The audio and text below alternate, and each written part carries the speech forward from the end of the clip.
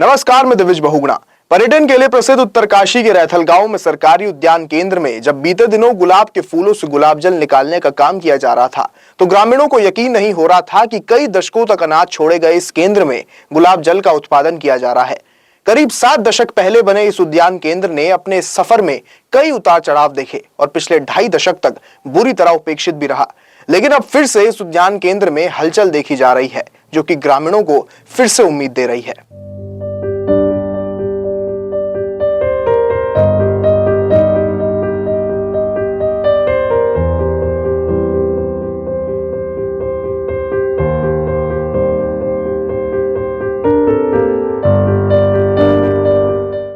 साल 1957 के तत्कालीन उत्तर प्रदेश और उत्तराखंड की सीमांत बसे रैथल गांव में पहुंचने के लिए करीब 30 किलोमीटर पैदल दूरी तय करनी पड़ती थी।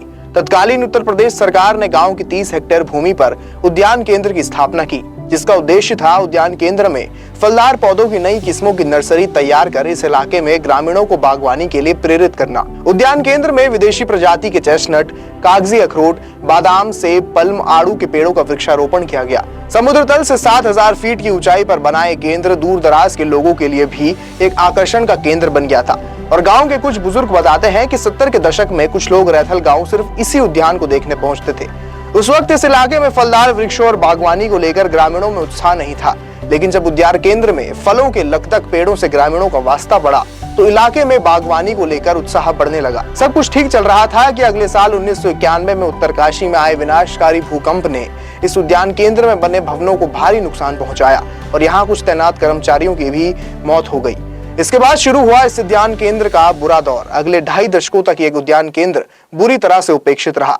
नया राज्य बना तो उम्मीद थी कि उद्यान केंद्र के भी दिन बहुरेंगे, लेकिन राज्य बनने के बाद इस उद्यान केंद्र को निजी हाथों में देने की कवायद शुरू हो गई। साल 2005 में उस उद्यान केंद्र को निजी हाथों में भी सौंपा गया, लेकिन बागवानी को बढ़ा देने की बजाय इसे लीज पर लेने वाले व्यापारियों ने उद्यान केंद्र की जमीन पर उगे शैवाल और दारू हल्दी की जड़ों का बड़े पैमाने पर उत्खनन शुरू कर दिया और अगले 2-3 सालों में उस उद्यान केंद्र को बदहाल करके छोड़ दिया। अगले कुछ सालों तक उद्यान केंद्र बदहाल स्थिति में रहा, लेकिन अब पिछले कुछ सालों से फिर से सरकार ने इसकी सुध लेनी शुरू कर दी है। पिछले 5 सालों में बेजार पड़े इस उद्यान केंद्र में फिर से बाहर लौट आई है। सगंध पौधा केंद्र सैलाकुई की ओर से यहाँ करीब 20 नाली भूमि पर गुलाब की हेन रोज और नूरजहां की किस्मों का उत्पादन किया जा रहा है। बीते दिनों यहाँ पहली बार इन किस्मों के गुलाब से गुलाब जल निकाला गया।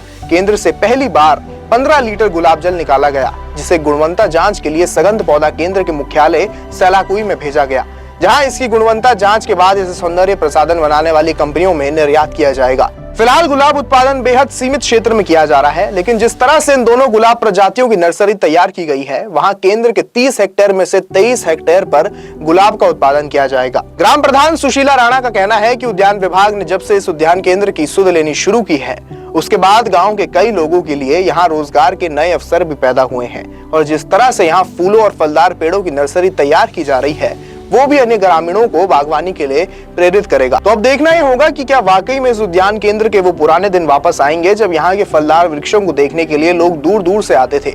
वीडियो अगर पसंद आई तो शेयर करें और हमारे चैनल को सब्सक्राइब करें। नमस्कार।